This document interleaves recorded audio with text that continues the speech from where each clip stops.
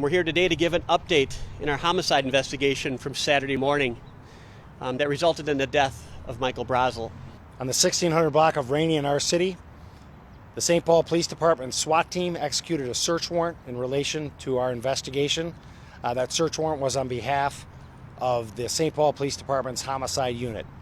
We have arrested a 17-year-old male in relation to this case. The case is ongoing, as Sergeant Ernster has stated.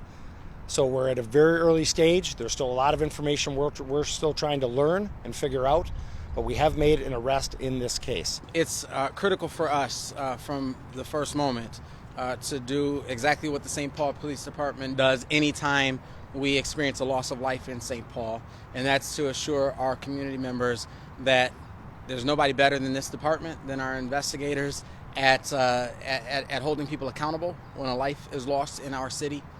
We've shared before and we'll continue to share because we're very proud of the fact that our St. Paul Police Department clears these cases with an arrest at rates that are significantly higher than the national average. That doesn't erase the pain that we feel as a community. That doesn't erase the pain that our entire city feels. Certainly that the Brasel family feels around the trauma and the nightmare that they're enduring right now. But it is important for us to know, one, that there's accountability, that someone will be held accountable when something like this happens in our city. And two, that our police department possesses the capacity to identify individuals who commit such a heinous act and make sure that they are off our streets and behind bars where they belong. We endeavor every day to demonstrate to people the extent to which St. Paul is a great place to find opportunity and the wrong place to fire a weapon, fire a gun.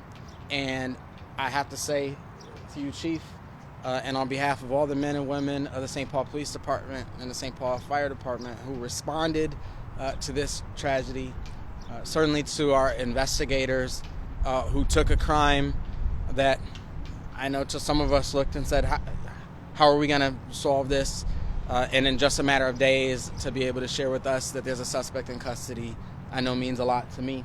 I know it means a lot to the family, to the neighborhood, and to our entire community. So the aspects leading up to what actually took place when the homicide occurred are still under investigation, so I just simply can't speak to that. I apologize. I'm very confident in the work that's been done so far, and I'm very confident in the massive amount of work that has to happen going forward.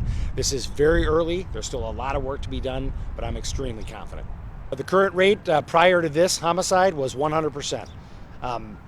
It's unprecedented almost any place you go in the country. But again, that's not something I'm very happy about, in the sense that we don't want to have any murders. Our gun violence is bad. We need to fix that problem. But I will tell you, if you commit gun violence in this city, we are coming. We are going to find you.